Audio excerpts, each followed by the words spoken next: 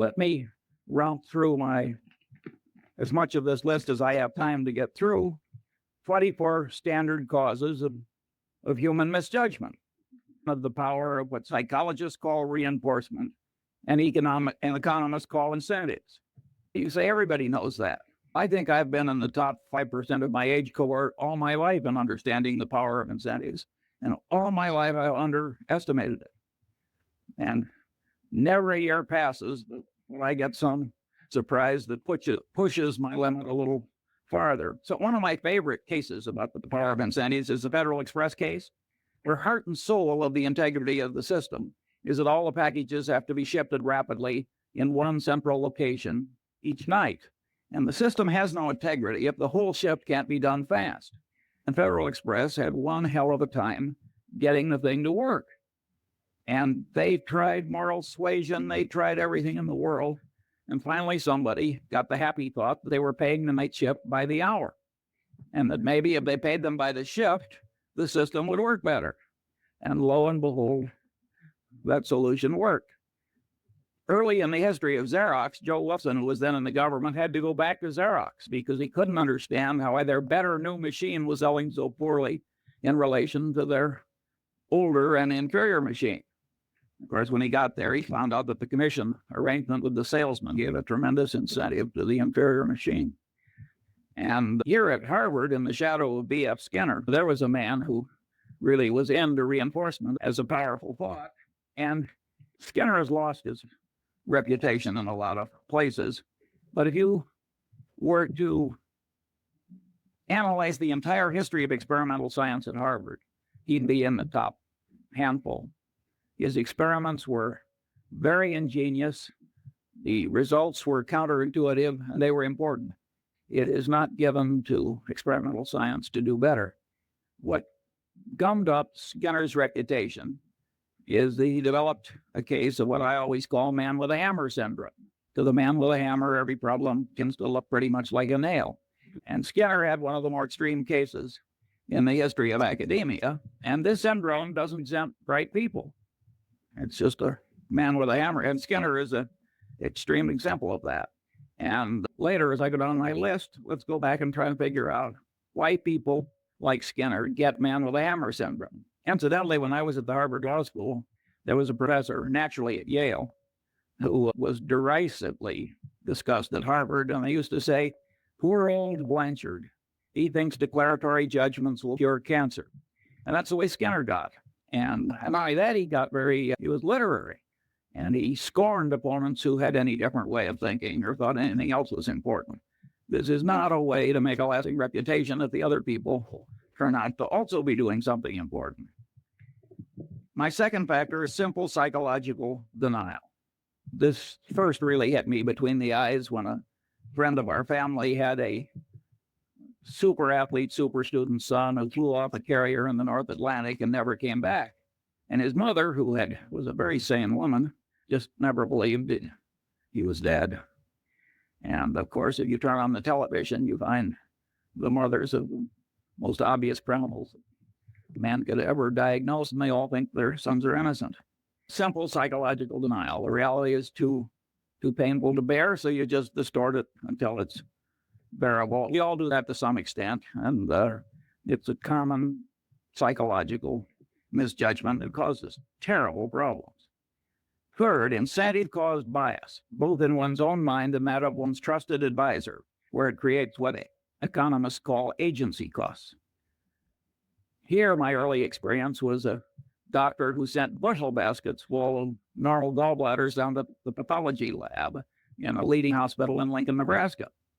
And with that quality control for which community hospitals are famous, about 5 years after he should have been removed from the staff, he was. One of the old doctors who participated in the removal was also a family friend. And I asked him, I said, "Tell me, did he think here's a way for me to exercise my talent?" This guy was very skilled, technically, and make a high living by doing a few maimings and murders every year, along with some frauds. He said, "Hell no, Charlie." He thought that the gallbladder was the source of all medical evil, and that if you really loved your patients, you couldn't get that organ out rapidly enough. Now, that's an extreme case, but in lesser strength that's present in every profession and in every human being. And it causes perfectly terrible behavior. You could take sales presentations of brokers of commercial real estate and businesses. I'm 70 years old. I've never seen one I thought was even within hailing distance of objective truth. And you want to talk about the power of incentives and the power to rationalize terrible behavior.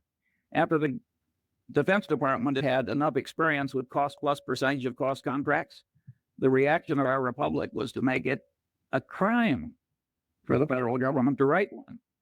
And not only a crime, but a felony. And by the way, the government's right. But a lot of the way the world is run, including most law firms and a lot of other places, they've still got a cost plus percentage of cost system. And human nature, with its version of what I call incentive-caused bias, causes this terrible abuse. And many of the people who are doing it, you would be glad to have marry into your family compared to what you're otherwise going to get. Now, there are huge implications from the fact that human mind is put together this way. And that is that people who create things like cash registers, which make misbehavior hard, are some of the effective saints of our civilization. And the cash register was a great moral instrument when it was created. And Patterson knew that, by the way. He had a little store, and people were stealing in blind and never made any money, and people sold him a couple of cash registers, and it went to profit immediately. And of course, he closed the store and went into the cash register business. And with results which are so this is a huge, important thing. If you read the psychology text, you will find that if they're 1,000 pages long, there's one sentence. Somehow incentive-caused bias has escaped the standard survey course in psychology.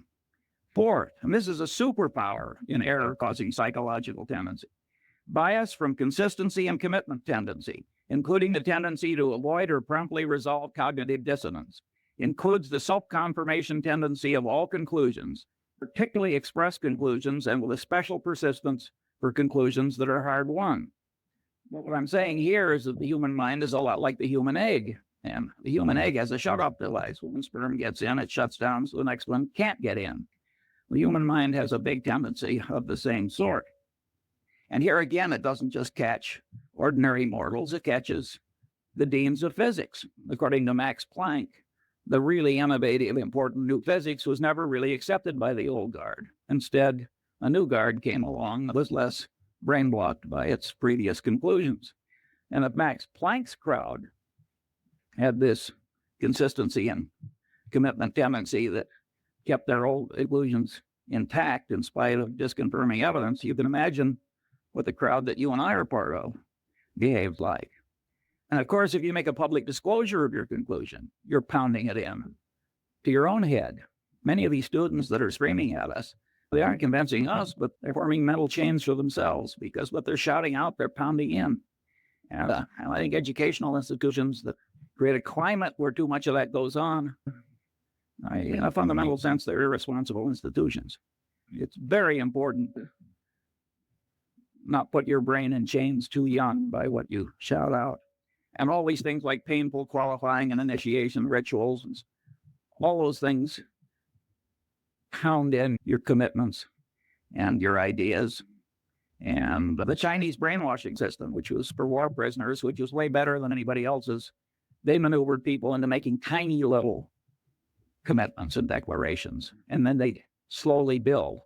That worked way better than torture. Sixth, bias from Pavlovian association, misconstruing past correlation as a reliable basis for decision making. I never took a course in psychology or economics either, for that matter. But I did learn about Pavlov in high school biology. And the way they taught it, so the dog salivated when the bell rang. So what? Nobody made the least effort to tie that to the wide world. The truth of the matter is that Pavlovian association is an enormously powerful psychological force in the daily life of all of us. And indeed, in economics, we wouldn't have money without the role of secondary reinforcement, which is a pure psychological phenomenon demonstrated in the laboratory. Practically, I'd say 3/4 of advertising works on pure Pavlov. I mean, think how pure association works. Take Coca-Cola Company, we're the biggest shareholder. They want to be associated with every wonderful image, heroics in the Olympics, wonderful music, you name it. They don't want to be associated with presidents' funerals and so forth. When have you seen a Coca-Cola? And the association really works. And all these psychological tendencies work largely or entirely on a subconscious level, which makes them very insidious. Then you've got Persian messenger syndrome. The Persians really did kill the messenger who brought the bad news. You think that is dead? You should have seen Bill Paley in his last 20 years. He didn't hear one damn thing he didn't want to hear. People knew that it was bad for the messenger to bring Bill Paley things he didn't want to hear. That means that the leader gets in a cocoon of unreality. It's a great big enterprise, and boy, did he make some dumb decisions in the last 20 years. And the Persian messenger syndrome is alive and well. When I saw some years ago Arco and Exxon arguing over a few hundred millions of ambiguity in their North Slope treaties before a Superior Court judge in Texas with armies of lawyers and experts on each side. Now, this is a Mad Hatter's Tea Party. Two engineering-style companies can't resolve some ambiguity without spending tens of millions of dollars in some Texas Superior Court. In my opinion, what happens is that nobody wants to bring the bad news to the executives up the line. That here's a few $100 million you thought you had that you don't. And it's much safer to act like the Persian messenger who goes away to hide rather than bring home the news of the battle lost. Talking about economics, you get a very interesting phenomenon that I've seen over and over again in a long life. You've got two products. Suppose they're complex technical product. Now, you think under the laws of economics that if product A costs X, if product Y costs X minus something, it will sell better than if it sells at X plus something. But that's not so. In many cases, when you raise the price of the alternative product, it'll get a larger market share than it would when you make it lower than your competitor's product. That's because the bell, a Pavlovian bell, ordinarily there's a correlation between price and value. You have an information inefficiency. And so when you raise the price, the sales go up relative to your competitor. That happens again and again. It's a pure Pavlovian phenomenon. And you can say the economists have figured this sort of thing out when they started talking about information inefficiencies. But that was fairly late in economics that they found such an obvious thing. And of course, most of them don't ask what causes the information inefficiencies. One of the things that causes it is pure old Pavlov and his dog. Now you've got bias from Skinnerian association, operant conditioning, where you give the dog a reward and pound in the behavior that preceded the dog's getting the award. And of course, Skinner was able to create superstitious pigeons by having rewards come by accident with certain occurrences. And of course, we all know people who are the human equivalents of superstitious pigeons. That's a very powerful phenomenon. And of course, operant conditioning really works. The people in the center who think that operant conditioning is important are very much right. It's just that Skinner overdid it a little. Where you see in business just perfectly horrible results from psychologically rooted tendencies is in accounting. If you take Westinghouse, which blew what, $2 or $3 billion pre-tax at least, loaning developers to build hotels and virtually 100% loans. Now you say any idiot knows that there's one thing you don't like, it's a developer, another you don't like, it's a hotel. To make 100% loan to the developer is going to build a hotel. But this guy, he probably was an engineer or something, and he didn't take psychology any more than I did. And he got out there in the hands of these slick salesmen operating under their version of incentive cost bias, where any damn way of getting Westinghouse to do it was considered normal business. And they just blew it. That would never have been possible if the accounting system hadn't been such that for the initial phase of every transaction, it showed wonderful financial results. So people who have loose accounting standards are just inviting perfectly terrible behavior in other people. And it's a sin. It's an absolute sin. If you've carried bushel baskets full of money through the ghetto and made it easy to steal, that would be a considerable human sin, because you'd be causing a lot of bad behavior, and the bad behavior would spread. Similarly, an institution that gets sloppy accounting commits a real human sin, and it's also a dumb way to do business, as Westinghouse has so wonderfully proved. Oddly enough, nobody mentions, at least nobody I've seen, what happened with Joe Jett and Kidder Peabody. The truth of the matter is the accounting system was such that by punching a few buttons, the Joe Jetts of the world could show profits, and profits that showed up in things that resulted in rewards and esteem and every other thing that human being. The Joe Jetts are always with us, and they're not really to blame, in my judgment at least. But that bastard who created that foolish accounting system, who, so far as I know, has not been played alive, ought to be. Well, 7, bias from reciprocation tendency, including the tendency of one in a role to act as other persons expect. Here again, Cialdini does a magnificent job at this, and you're all going to be given a copy of Cialdini's book. And if you have half as much sense as I think you do, you will immediately order copies for all of your children and several of your friends. You will never make a better investment. It is so easy to be a patsy for what he calls the compliance practitioners of this life.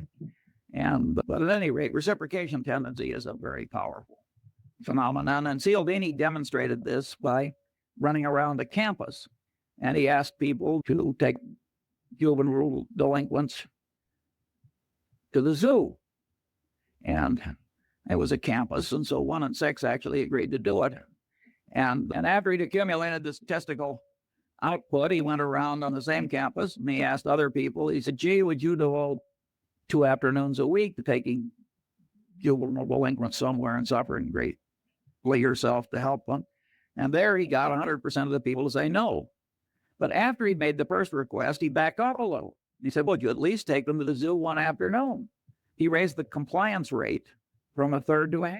He got 3 times the success by just going through the little aspiral out and back off. Now, the human mind on a subconscious level can be manipulated that way, and you don't know it. I always use the phrase, you're like a one-legged man in an ass-kicking contest. You are really giving a lot of quarter to the external world that you can't afford to give. And on this role theory, where you tend to act in the way that other people expect, that's reciprocation, if you think about the way society is organized. A guy named Zimbardo had people at Stanford divide into 2 pieces. One were the guards and the other were the prisoners. And they started acting out roles as people expected. He had to stop the experiment after about 5 days. He was getting into human misery and breakdown and pathological behavior. It was awesome. However, Zimbardo was greatly misinterpreted. It's not just reciprocation tendency and role theory that caused that. It's consistency and commitment tendency. Each person, as he acted as a guard or a prisoner, the action itself was pounding in the idea. Wherever you turn, this consistency and commitment tendency is affecting you. In other words, what you think may change what you do, but perhaps even more important, what you do will change what you think. And you can say everybody knows that. I want to tell you, I didn't know it enough early enough. 8. Now, this is a Lollapalooza, and Henry Kaufman wisely talked about this. Bias from over-influence by social proof, that is, the conclusions of others, particularly under conditions of natural uncertainty and stress. And here, one of the cases the psychologist used is Kitty Genovese, where all these people, 50, 60, 70 of them just sat and did nothing while she was slowly murdered. And now, one of the explanations is everybody looked at everybody else and nobody else was doing anything. And so there's automatic social proof that the right thing to do is nothing. That's not a good enough explanation for Kitty Genovese, in my judgment. That's only part of it. There are microeconomic ideas and gain loss ratios and so forth that also come into play. I think time and time again in reality, psychological notions and economic notions interplay. And the man who doesn't understand both is a damn fool. Big shot businessmen get into these waves of social proof. Do you remember some years ago when one oil company bought a fertilizer company? And every other major oil company practically ran out and bought a fertilizer company. And there was no more damn reason for all these oil companies to buy fertilizer companies. But they didn't know exactly what to do. And if Exxon was doing it, it was good enough for Mobil or vice versa. And of course, I think they're all gone now. It was a total disaster. Now let's talk about efficient market theory, a wonderful economic doctrine that had a long vogue in spite of the experience of Berkshire Hathaway. In fact, one of the economists who won, he shared a Nobel Prize.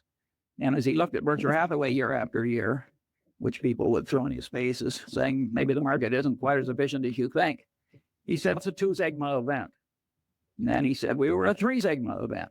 And then he said we were a 4 sigma event. And he finally got up to 6 sigmas. Better to add a sigma than change the theory just because the evidence comes in differently. And of course, when this share of a Nobel Prize went into money management himself, he sank like a stone. If you think about the doctrines I've talked about, namely one, the power of reinforcement. After all, you do something and the market goes up and you get paid and rewarded and applauded and what have you. You're getting a lot of reinforcement if you make a bet on a market and the market goes with you. And so there's social proof. The prices in the market are the ultimate form of social proof, reflecting what other people think. And so the combination is very powerful. Why would you expect general market levels to always be totally efficient? Say even in 1973-4 at the pit, or in 1972 or whatever it was when the Nifty 50 were in their heyday. If these psychological notions are correct, you would expect some waves of irrationality, which carry general levels to they're inconsistent with reason. 9, what made these economists love the efficient market theory is the math was so elegant. And after all, math is what they'd learned to do. The man with a hammer, every problem tends to look pretty much like a nail. The alternative truth was a little messy. And they'd forgotten the great economist Keynes, whom I think said, better to be roughly right than precisely wrong. 9, bias from contrast cause distortions of sensation, perception, and cognition. Here, the great experiment that Cialdini does in his class is he takes 3 buckets of water. One's hot, one's cold, and one's room temperature. He has the student stick his left hand in the hot water and his right hand in the cold water. Then he has them remove the hands and put them both in the room temperature bucket. And of course, with both hands in the same bucket of water, one seems hot, the other seems cold, because the sensation apparatus of man is over-influenced by contrast. It has no absolute scale. It's got a contrast scale in it. And it's a scale with quantum effects in it, too. It takes a certain percentage change before it's noticed. Maybe you've had a magician remove your watch. I certainly have without your noticing it. It's the same thing. He's taking advantage of your contrast type troubles in your sensory apparatus. But here the great truth is that cognition mimics sensation. And the cognition manipulators mimic the watch removing magician. In other words, people are manipulating you all day long on this contrast phenomenon. Cialdini cites the case of the real estate broker, and you got the rube that's been transferred into your town. And the first thing you do is you take the rube out to the 2 of the most awful overpriced houses you've ever seen. And then you take the rube to some moderately overpriced house, and then you stick them. And it works pretty well, which is why the real estate salesmen do it. And it's always going to work. And the accidents of life can do this to you, and it can ruin your life. In my generation, when women lived at home until they got married, I saw some perfectly terrible marriages made by highly desirable women because they lived in terrible homes. And I've seen some terrible second marriages, which were made because there were slight improvements over an even worse first marriage. And you think you're immune from these things, and you laugh, and I want to tell you, you aren't. And my favorite analogy, I can't vouch for the accuracy of. I have this worthless friend I like to play bridge with. And he's a total intellectual amateur that lives on inherited money. But he told me once something I really enjoyed hearing. He said, Charlie, he says, if you throw a frog into very hot water, the frog will jump out. But if you put the frog in room temperature water and just slowly heat the water up, the frog will die there. Now, I don't know whether that's true about a frog, but it sure as hell true about many of the businessmen I know. And there again, it is the contrast phenomenon. These are hotshot, high-powered people. These are not fools. If it comes to you in small pieces, you're likely to miss. So you have to, if you're going to be a person of good judgment, you have to do something about this warp in your head where it's so misled by mere contrast. Bias from over-influence by authority. Here, the Milgram experiment, as it's called, I think there have been 1,600 psychological papers written about Milgram. And he had a person posing as an authority figure, trick ordinary people into giving what they had every reason to expect was heavy torture by electric shock to perfectly innocent fellow citizens. And the experiment has been, he was trying to show that why Hitler succeeded and a few other things. And so it has really caught the fancy of the world. Partly it's so politically correct. And over-influenced by authority has another you'll like this one. You got a pilot and a co-pilot. The pilot is the authority figure. They don't do this in airplanes, but they've done it in simulators. They have the pilot do something where the co-pilot, who's been trained in simulators a long time, he knows he's not to allow the plane to crash. They have the pilot to do something where an idiot co-pilot would know the plane was going to crash, but the pilot's doing it and the co-pilot is sitting there and the pilot is the authority figure. 25% of the time the plane crashes. This is a very powerful psychological tendency. It's not quite as powerful as some people think, and I'll get to that later. 11, bias from deprival superreaction syndrome, including bias caused by present or threatened scarcity, including threatened removal of something almost possessed but never possessed. Here I took the Munger dog, lovely, harmless dog. The only way to get that dog to bite you was to try and take something out of its mouth after it was already there. And any of you who've tried to do takeaways and labor negotiations will know that the human version of that dog is there in all of us. And I had a predecessor on a little island where I have a house. And his next door neighbor put a little pine tree in that was about 3 feet high. And it turned his 180-degree view of the harbor into 179 3/4. They had a blood feud like the Hatfields and the Coys. And it went on. And people are really crazy about minor decrements down. And then if you act on them, you get into reciprocation tendency, because you don't just reciprocate affection, you reciprocate animosity. And the whole thing can escalate. And so huge insanities can come from just subconsciously overweighing the importance of what you're losing or almost getting and not getting. And the extreme business case here was New Coke. Coca-Cola has the most valuable trademark in the world. We're the major shareholder. I think we understand that trademark. Coke has armies of brilliant engineers, lawyers, psychologists, advertising executives, and so forth. And they had a trademark on a flavor. And they'd spent the better part of 100 years getting people to believe that trademark had all these intangible values too. And people associated it with a flavor.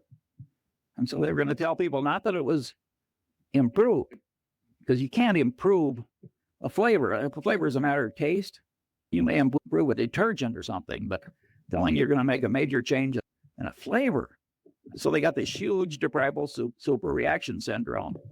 Pepsi was within weeks of coming out with old Coke in a Pepsi bottle, which would have been the biggest fiasco in modern times. Perfect insanity. And by the way, both Goizara and Keogh are just wonderful about it. They just joke. Keogh always says they must have been away on vacation. He participated in every single, he's a wonderful guy. And by the way, Goizara is a wonderful, smart guy, an engineer. Smart people make these terrible boners. How can you understand deprival superreaction syndrome? But people do not react symmetrically to loss and gain. Now, maybe I'm a great bridge player like Zach does, but that's a trained response. Ordinary people, subconsciously affected by their inborn tendencies. Bias from envy, jealousy. Envy, jealousy made what? 2 out of the 10 commandments? Those of you who have raised siblings, you know by then, or tried to run a law firm or investment bank or even a faculty. I've heard Warren say a half a dozen times, it's not greed that drives the world, but envy. Here again, you go through the psychology survey courses, and you go to the index, envy, jealousy, 1,000-page book. It's blank. There's some blind spots in academia, but it's an enormously powerful thing, and it operates to a considerable extent on the subconscious level. And anybody who doesn't understand it is taking on defects he shouldn't have. Bias from chemical dependency. We don't have to talk about that. We've all seen so much of it, but it's interesting how it always causes moral breakdown if there's any need, and it always involves massive denial. So it aggravates what we talked about earlier in the aviator case, the tendency to distort reality so that it's endurable. Bias from misgambling compulsion. Here, Skinner made the only explanation you'll find in the standard psychology survey course. He, of course, created a variable reinforcement rate for his pigeons, his mice, and he found that would pound in the behavior better than any other reinforcement pattern. And he says, aha, I've explained why gambling is such a powerful, addictive force in a civilization. I think that is, to a very considerable extent, true. But being Skinner, he seemed to think that was the only explanation. But the truth of the matter is that the devisers of these modern machines and techniques know a lot of things that Skinner didn't know. For instance, a lottery. You have a lottery where you get your number by lot, and then somebody draws a number by lot. It gets lousy play. You get a lottery where people get to pick their number. Get big play. Again, it's this consistency and commitment thing. People think that if they've committed to it, it has to be good. And the minute they picked it themselves, it gets an extra validity. After all, they thought it and they acted on it. And then if you take slot machines, you get bar, lemon. That happens again and again. You get all these near misses. That's deprival superreaction syndrome. And boy, do the people who create the machines understand human psychology. And if you got, for the high IQ crowd, they've got poker machines where you make choices. So you can play blackjack, so to speak, with the machine. It's wonderful what we've done with our computers to ruin a civilization. But anyway, misgambling compulsion is a very powerful and important thing. Look at what's happening to our country. Every Indian has a reservation, every river town, and look at the people who were ruined by it with the aid of their stockbrokers and others. And again, if you look at the standard textbook of psychology, you'll find practically nothing on it except maybe one sentence talking about Skinner's rats. That is not an adequate coverage of the subject. Bias from liking distortion, including the tendency to especially like oneself, one's own kind, and one's own idea structures, and the tendency to be especially susceptible to being misled by someone like. Disliking distortion, bias from that. The reciprocal of liking distortion, and the tendency not to learn appropriately from someone disliked. Here again, we've got hugely powerful tendencies, and if you look at the wars in part of the Harvard Law School, as we say here, you can see that very brilliant people get into this almost pathological behavior. And these are very powerful, basic, subconscious psychological tendencies, or at least partly subconscious. Now let's get back to B.F. Skinner, man with a hammer syndrome revisited. Why is man with the hammer syndrome always present? You stop to think about it. Does he have caused bias? His professional reputation is all tied up with what he knows. He likes himself and he likes his own ideas. And he's expressed them to other people, consistency and commitment, tendency. You got 4 or 5 of these elementary psychological tendencies combining to create this man with a hammer syndrome. once you realize that you can't really buy your thinking done, partly you can, but largely you can't in this world, you've learned a lesson that's very useful in life. George Bernard Shaw said, and had a character say in The Doctor's Dilemma, in the last analysis, every profession is a conspiracy against the laity. But he didn't have it quite right, because it isn't so much conspiracy as it is a subconscious psychological tendency. The guy tells you what is good for him. And he doesn't recognize that he's doing anything wrong any more than that doctor did when he was pulling out all those normal gallbladders. And he believes that his own idea structures will cure cancer. And he believes that the demons that he's the guardian against are the biggest demons and the most important ones. And in fact, they may be very small demons compared to the demons that you face. So you're getting your advice in this world from your paid advisor with this huge load of ghastly bias. And woe to you. There are only two ways to handle it. You can hire your advisor and then just apply a windage factor, like I used to do when I was a rifle shooter. I just adjust for so many miles an hour wind. Or you can learn the basic elements of your advisor's trade. You don't have to learn very much, by the way, because you learn just a little, and then you can make him explain why he's right. And those two tendencies will take part of the warp of the thinking you've tried to hire done. By and large, it works terribly. I have never seen a management consultant report in my long life that didn't end with the following paragraph: what this situation really needs is more management consultant. Never was. I always turn to the last page. Of course, Berkshire Hathaway doesn't hire them, so I only do this on a voyeuristic basis. Sometimes I'm in a nonprofit where some idiot hires one.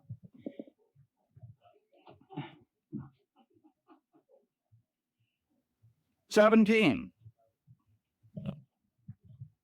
Bias from the non-mathematical nature of the human brain in its natural state, as it deals with probabilities employing crude heuristics, and is often misled by mere contrast, a tendency to overweigh conveniently available information, and other psychologically rooted misthinking tendencies on this list, when the brain should be using the simple probability mathematics of Fermat and Pascal, applied to all reasonably obtainable, empirically weighted items of information that are of value in predicting outcomes. The right way to think is the way Zeckhauser plays bridge. It's just that simple. And your brain doesn't naturally know how to think the way Zeckhauser knows how to play bridge.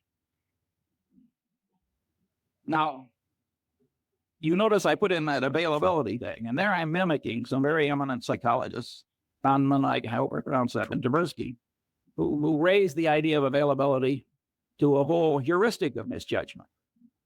And they are very substantially right. Ask the Coca-Cola Company, which has raised availability to a secular religion, if availability changes behavior. You will drink a hell of a lot more Coke if it's always available. Availability does change behavior and cognition. Nonetheless, even though I recognize that and applaud Tversky and Kahneman, I don't like it for my personal system, except as part of a greater subsystem, which is, you got to think the way Zeckhauser plays bridge. It isn't just the lack of availability that distorts your judgment. All the things on this list distort judgment. And I want to train myself to mentally run down the list instead of just jumping on availability. So that's why I stated the way I do. In a sense, these psychological tendencies make things unavailable. Because if you quickly jump to one thing, and then because you've jumped to it, the consistency and commitment tendency makes you lock in, boom, that's error number one. Or if something is very vivid, which I'm going to come to next, that will really pound in. And the reason that the thing that really matters is now unavailable, and what's extra vivid wins, is the extra vividness creates the unavailability. So I think it's much better to have a whole list of things that cause you to be less like Zeckhauser than it is just to jump on one factor. Here, I think we should discuss John Gutfried. This is a very interesting human example, which will be taught in every decent professional school for at least a full generation. Goodfriend has a trusted employee, and it comes to light, not through confession, but by accident, that the trusted employee has lied like hell to the government and manipulated the accounting system, and it was really equivalent to forgery. And the man immediately says, I've never done it before, I'll never do it again. It was an isolated example. And of course, it was obvious that he was trying to help the government as well as himself, because he thought the government had been dumb enough to pass a rule that he'd spoken against. And after all, if the government's not going to pay attention to a bond trader at Solomon, what kind of a government can it be? And at any rate, and this guy has been part of a little clique that has made, way over $1 billion for Solomon in the very recent past. And it's a little handful of people. So there are a lot of psychological forces at work. And the guy's why? He's right in front of you, and there's human sympathy, and he's asking for your help, which is a form which encourages reciprocation. And there are all these psychological tendencies are working. Plus the fact he's part of a group that made a lot of money for you. And at any rate, Goodfriend does not cashier the man. And of course, he had done it before, and he did do it again. Now you look as though you almost wanted him to do it again. Or God knows what you look like, but it isn't good. And that simple decision destroyed John Goodfriend. And it's so easy to do. Now let's think it through. Like the bridge player, like Zeckhauser. You find an isolated example of a little old lady in the Seeds Candy Company, one of our subsidiaries, getting into the till. And what does she say? I never did it before. I'll never do it again. This is going to ruin my life. Please help me. And her children and her friends, and she's been around 30 years, and standing behind the candy counter with swollen ankles. And you're an old lady, isn't that glorious a life? And you're rich and powerful, and there she is. I never did it before. I'll never do it again. How likely is it that she never did it before? If you're going to catch 10 embezzlements a year, what are the chances that any one of them, applying what Tversky and Kahneman called baseline information, will be somebody who only did it this once? And the people who have done it before and are going to do it again, what are they all going to say? In the history of the Seeds Candy Company, they always say, I never did it before. I'm never going to do it again. And we cashier them. It would be evil not to. Because terrible behavior spreads. You remember, what was it, Serco? You let that stuff, you got social proof, you got incentive caused bias, you got a whole lot of psychological factors that will cause the evil behavior to spread. And pretty soon the whole your place is rotten, the civilization is rotten. It's not the right way to behave. I will admit that when I knew the wife and children, I have paid severance pay when I fire somebody for taking a mistress on an extended foreign trip. It's not the adultery I mind, it's the embezzlement. But there, I wouldn't do it where Goodfriend did it, where they've been cheating somebody else on my behalf.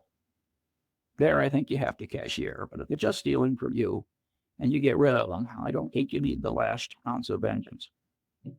But I don't think you need any vengeance. I don't think vengeance is much good. Now we come biased from over-influenced by extra vivid evidence. Here's one. I'm at least $30 million poorer as I sit here giving this little talk, because I once bought 300 shares of a stock, and the guy called me back and said, I've got 1,500 more. I said, will you hold it for 15 minutes while I think about it? The CEO of this company, I have seen a lot of vivid peculiarities in a long life, but this guy set a world record. I'm talking about the CEO, and I just misweighed it. The truth of the matter is his situation was foolproof. He was soon going to be dead. I turned down the extra 1,500 shares. That's now cost me $30 million, and that's life in the big city. It wasn't something where stock was generally available. And so it's very easy to misweigh the vivid evidence. And Goodfriend did that when he looked into the man's eyes and forgave the colleague.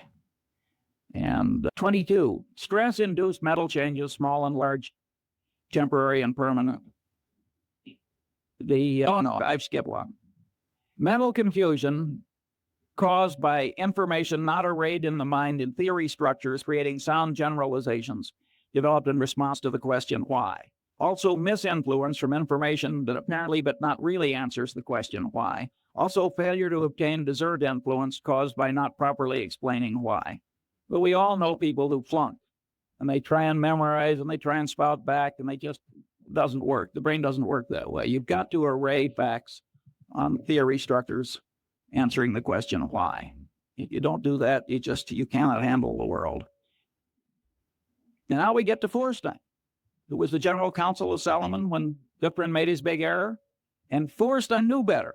He told Goodfriend, you have to report this as a matter of morality and prudent business judgment. He said it's probably not illegal. There's probably no legal duty to do it, but you have to do it as a matter of prudent conduct and proper dealing with your main customer. And he said that to Goodfriend on at least 2 or 3 occasions. And he stopped. And of course, the persuasion failed. And when Goodfriend went down, Feuerstein went with him. And it ruined a considerable part of Feuerstein's life. Well, Feuerstein was a member of the Harvard Law Review who made an elementary psychological mistake. You want to persuade somebody, you really tell them why. And what do we learn in lesson 1? Incentives really matter. He should have told, and vivid evidence really works. He should have told Goodfriend that you are likely to ruin your life and disgrace your family and lose your money. And is Mosier worth this? I know both men, that would have worked. So Feuerstein flunked elementary psychology, this very sophisticated, brilliant lawyer. Don't you do that. It's not very hard to do, just to remember that why is terribly important. Other normal limitations of sensation, memory, cognition, and knowledge. I don't have time for that. Stress-induced mental changes. Here, my favorite example is the great Pavlov. And he had all these dogs in cages, which had all been conditioned into changed behaviors. And the great Leningrad flood came and just went right up, and the dog's in a cage. And the dog had as much stress as you can imagine a dog ever having. And the water receded in time to save some of the dogs. And Pavlov noted that they'd had a total reversal of their conditioned personality. Being the great scientist he was, he spent the rest of his life giving nervous breakdowns to dogs.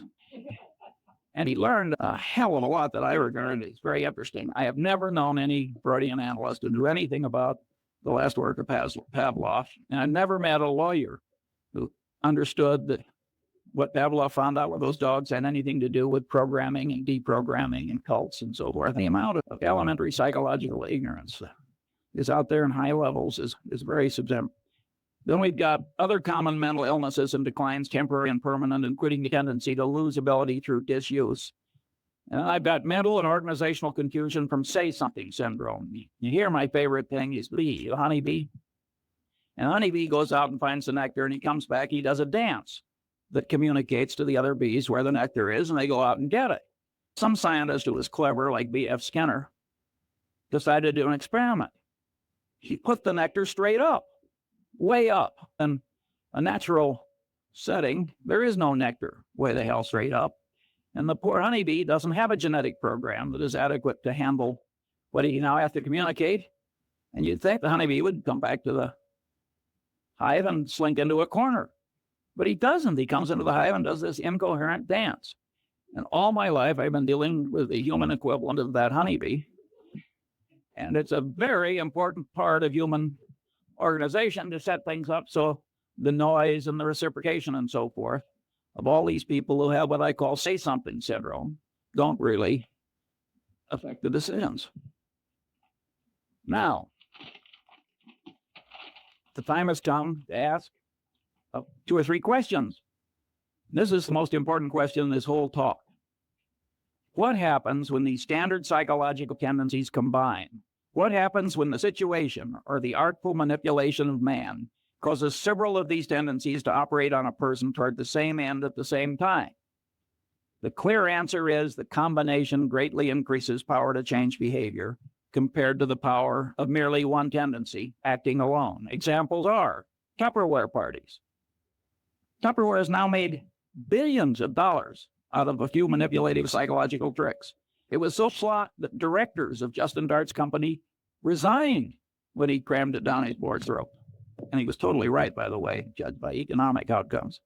Money conversion methods. Boy, do they work. He just combines 4 or 5 of these things together.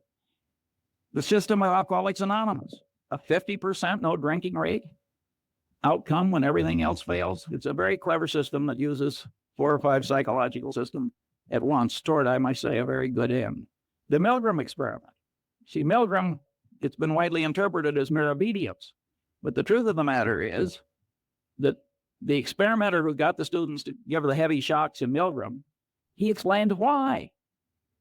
It was a false explanation. We need this to look for scientific truth and so on. That greatly changed the behavior of the people. And number 2, he worked them up. Tiny shot, a little larger. So commitment and consistency tendency and the contrast principle were both working in favor of this behavior. So again, it's 4 different psychological tendencies. That's when you get these Lollapalooza effects. You will almost always find 4 or 5 of these things working together. When I was young, there was a whodunit hero who always said, cherchez la femme. And what you should search for in life is the combination. Because the combination is likely to do you in. Or if you're the inventor of Tupperware parties, it's likely to make you enormously rich if you can stand shaving when you do it. Then one of my favorite cases is the McDonnell Douglas airliner evacuation disaster. The government requires that airliners pass a bunch of tests. One of them is evacuation. Get everybody out, I think it's 90 seconds or something like that. It's some short period of time. Government has rules, make it very realistic, so on and so on. You can't select nothing but 20-year-old athletes to evacuate your airliner. So McDonnell Douglas schedules one of these things in a hangar, and they make the hangar dark, and the concrete floor is 25 feet down, and they got these little rubber chutes, and they got all these old people, and they ring the bell, and they all rush out, and in the morning, when the first test is done, they create, 20 terrible injuries that will go off to hospitals. And of course, they scheduled another one for the afternoon. And by the way, they didn't meet the time schedule either, in addition to causing all the injuries. So what do? They do it again in the afternoon. Now they create 20 more injuries and 1 case of a severed spinal column with permanent unfixable paralysis. These are engineers, these are writing people, this is thought over through in a big bureaucracy. Again, it's a combination of attendance. Authorities told you to do it. He told you to make it realistic. You've decided to do it. You've decided to do it twice. Incentive cost bias. If you pass, you save a lot of money. You got to jump this hurdle before you can sell your new airliner. Again, 3, 4, 5 of these things work together, and it turns human brains into mush. And maybe you think this doesn't happen in picking investments? If so, you're living in a different world than I am. Finally, the open outcry auction. The open outcry auction is just made to turn the brain into mush. You get social proof, the other guy is bidding, you get reciprocation tendency, you get deprival superreaction syndrome, the thing is going away. It's just absolutely designed to manipulate people into idiotic behavior. Finally, the institution of the board of directors of a major human American company. The top guy is sitting there. He's an authority figure. He's doing asinine things. You look around the board, nobody else is objecting. Social proof, it's okay. Reciprocation tendency, he's raising the director's fees every year. He's flying you around in the corporate airplane to look at interesting plants or whatever the hell they do. And you go. And you really get extreme dysfunction as a corrective decision-making body in the typical American board of directors. They only act, again, the power of incentives, they only act when it gets so bad that it starts reflecting, making them look foolish or threatening legal liability to them. That's Munger's rule. There are occasional things that don't follow Munger's rule, but by and large, the board of directors is a very ineffective corrector if the top guy is a little nuts, which of course frequently happens. The second question, Isn't this list of standard psychological tendencies improperly tautological compared with the system of Euclid? That is, aren't there overlaps, and can't some items on the list be derived from combinations of other items? The answer to that is plainly yes.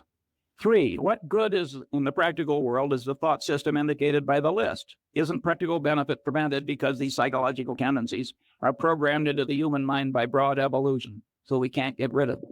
Broad evolution, a combination of genetic and cultural evolution, but mostly genetic. The answer is the tendencies are partly good, and indeed probably much more good than bad, otherwise they wouldn't be there. By and large, these rules of thumb have worked pretty well for man, given his limited mental capacity, and that's why they were programmed in by broad evolution. At any rate, they can't be simply washed out automatically, and they shouldn't be. Nonetheless, the psychological thought system described is very useful in spreading wisdom and good conduct, and when one understands it and uses it constructively. Here are some examples. Karl Braun's communication practices. He designed oil refineries with spectacular skill and integrity. He had a very simple rule. Remember I said why is important? You got fired in the Braun Company. You had to have 5 W's. You had to tell who what you wanted to do, where and when, and you had to tell him why. If you wrote a communication and left out the why, you got fired. Because Braun knew it's complicated building an oil refinery. It can blow up, all kinds of things happen. And he knew that his communication system would work better if you always told him why. That's a simple discipline, and boy, does it work. 2, the use of simulators in pilot training. Here again, abilities attenuate with disuse. Well, the simulator is God's gift because you can keep them fresh.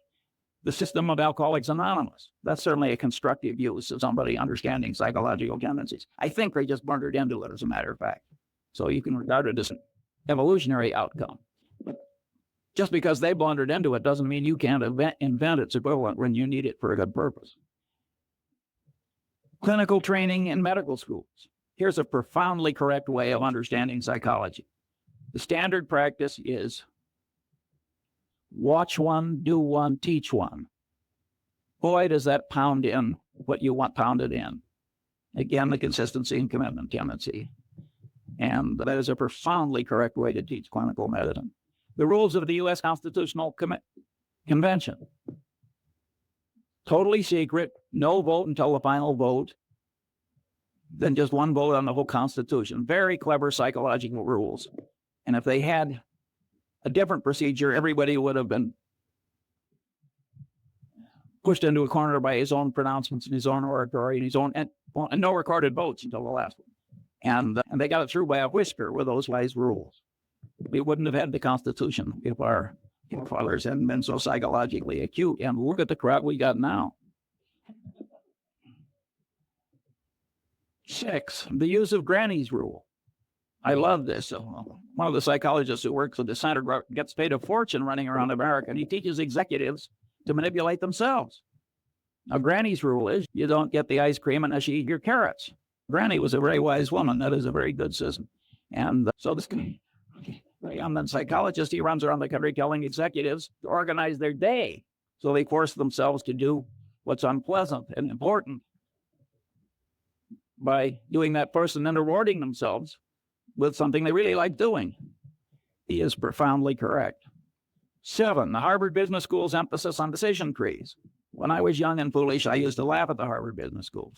I said, they're teaching 28-year-old people that high school algebra works in real life. We're talking about elementary probability. But later, I wised up and I realized that it was very important that they do that, and better late than never. 8, the use of postmortems at Johnson & Johnson.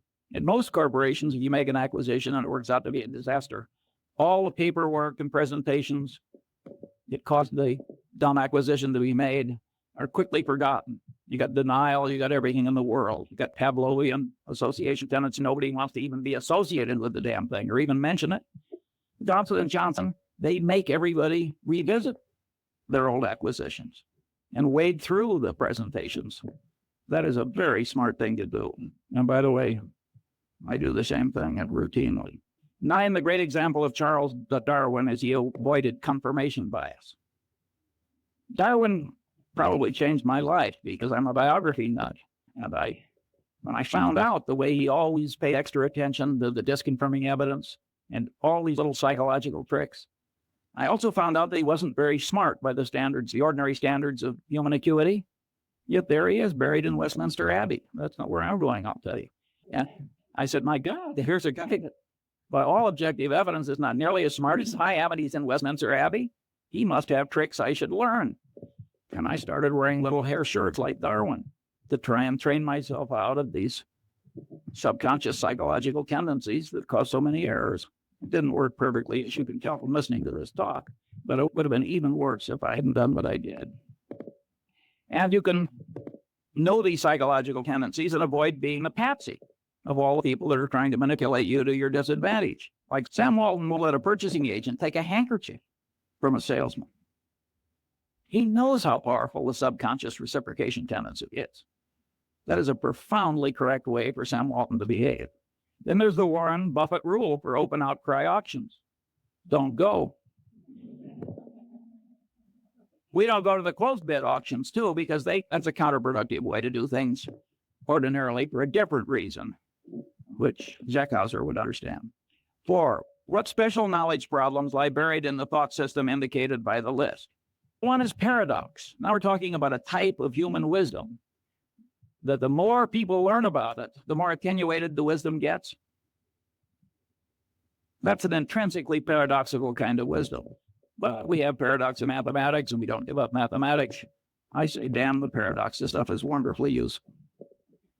And by the way, the granny's rule, when you apply it to yourself, is paradox in a paradox.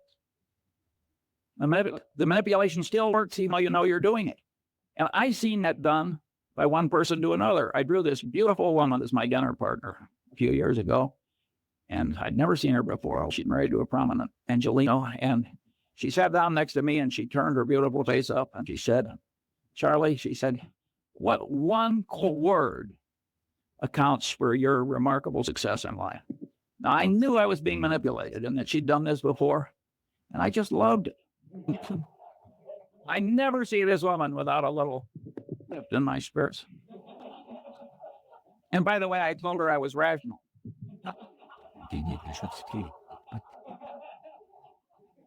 You'll have to judge yourself whether that's true. I may be demonstrating some psychological tendency I hadn't planned on demonstrating.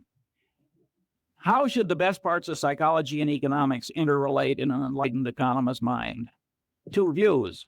That's the thermodynamics model. You can't derive thermodynamics from Newtonian gravity and laws of mechanics, even though it's all little particles interacting.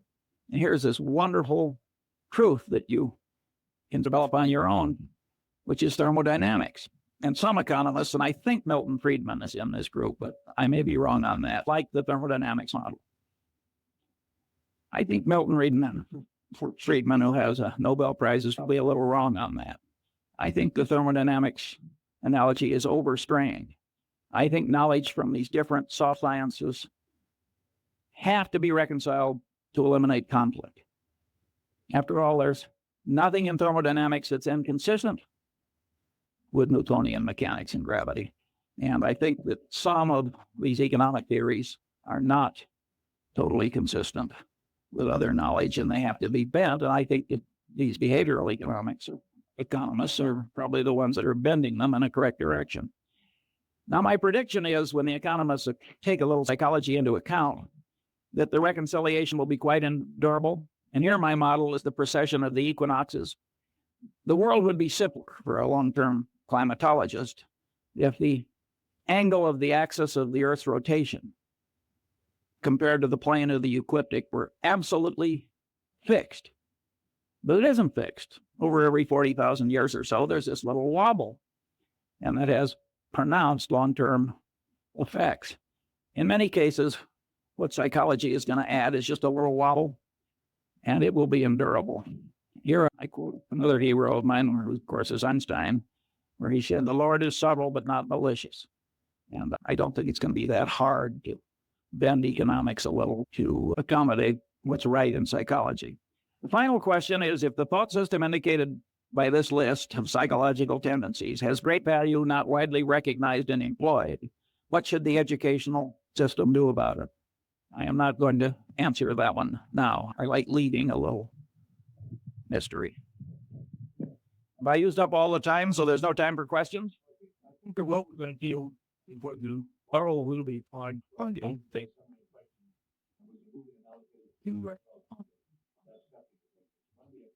Work.